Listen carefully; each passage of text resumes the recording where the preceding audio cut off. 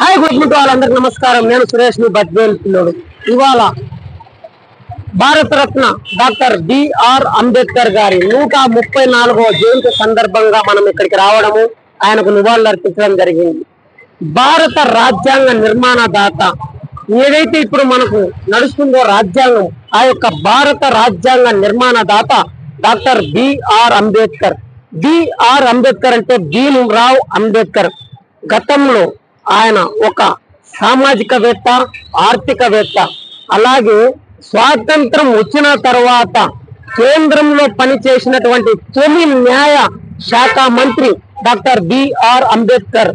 అటువంటి గొప్ప వ్యక్తి ఇవాళ ఆయన 134వ జయంతి సందర్భంగా మనం ఇక్కడికి రావడము, ఈ యొక్క గొప్ప కార్యక్రమాన్ని చేపట్టడం అనేది ఎంతో సంతోషం. ఎందుకంటే ఆయన రాసిన ఇవాళ అమలవుతున్నటువంటి రాజ్యాంగం ఆయన రాసినటువంటి రాజ్యాంగం కాబట్టి అంతటి గొప్ప స్ఫూర్తి నేటి ప్రజలకు ఆయన రాసిన రాజ్యాంగం అమలవుతుంది కాబట్టి ఇంతటి గొప్ప మహనీయుని స్మరిస్తుంటున్నాం. కాబట్టి మనం ఇవాళ ఆయన 134వ జయంతి సందర్భంగా మనం ఇక్కడికి రావడం అయితే జరిగింది. మన ఆంధ్రప్రదేశ్ లో కాకుండా అలాగే తెలంగాణలో, మహారాష్ట్రలో అయితే ఎంతో గొప్పగా ఆయన యొక్క జయంతి ఉత్సవాలు జరుపుకుంటారు.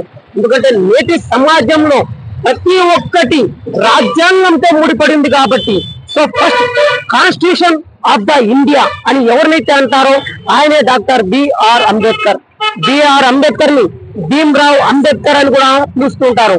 అంతటి గొప్ప వ్యక్తి ఆయన మరణించిన తర్వాత కేంద్ర ప్రభుత్వం ఆయనకు భారత రత్న అవార్డు ఇవ్వడం అనేది ఎంతో గొప్ప విశేషం.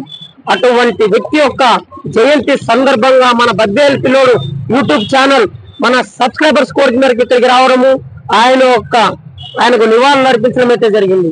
సో మీరు కూడా అంబేద్కర్ జయంతి రోజున ఆయనకు నివాళులు అర్పించి ఉంటే కమెంట్ బాక్స్ లో కమెంట్ పెట్టండి. అలాగే please share this video and like this video and please subscribe to my channel.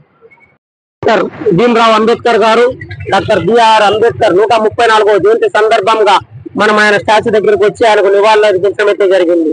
ఒక గొప్ప రాజ్యాంగ సంస్కరణ రాసినటువంటి doctor BR Ambedkar, first constitution of India. ఆయన మరణాంతరం కేంద్ర ప్రభుత్వం ఆయన యొక్క సేవలను గుర్తించి ఆయనకు భారత రత్న అవార్డు ఇవ్వడం అనేది ఎంతో గొప్ప సంతోషకరమైన వార్త. నేటితో 134వ జయంతి సందర్భంగా ఇవాళ పలు రకాల గొప్ప కార్యక్రమాలు ఇక్కడ చేపట్టడం అయితే జరిగింది.